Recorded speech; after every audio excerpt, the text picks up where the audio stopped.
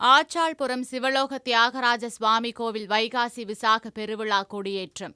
திரளான பக்தர்கள் பங்கேற்று வழிபாடு. மயிலாடுதுறை மாவட்டம் ஆச்சாள்புரத்தில் தருமபுரம் ஆதீனத்திற்கு சொந்தமான திருவெண்ணீற்று மையமை சமேத சிவலோக தியாகராஜ சுவாமி கோவில் அமைந்துள்ளது.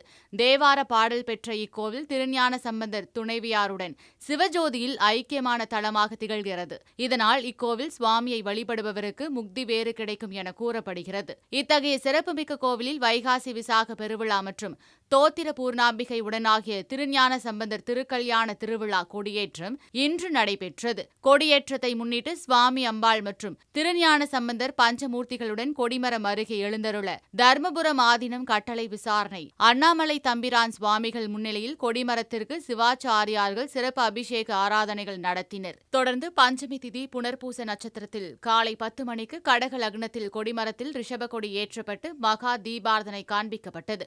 விழாவின் முக்கிய நிகழ்வுகளாக வரும் 26ஆம் தேதி சுவாமி அம்பாள் திருக்கல்யாண நிகழ்வும், 29ஆம் தேதி தேர் திருவிழாவும், 30ஆம் தேதி தீர்த்தவாரியும், ஜூன் 1ஆம் தேதி திருஞான சம்பந்தர் திருக்கல்யாணமும், 2ஆம் தேதி அதிகாலை சிவஜோதி ஐக்கிய காட்சியும் நடைபெற உள்ளது.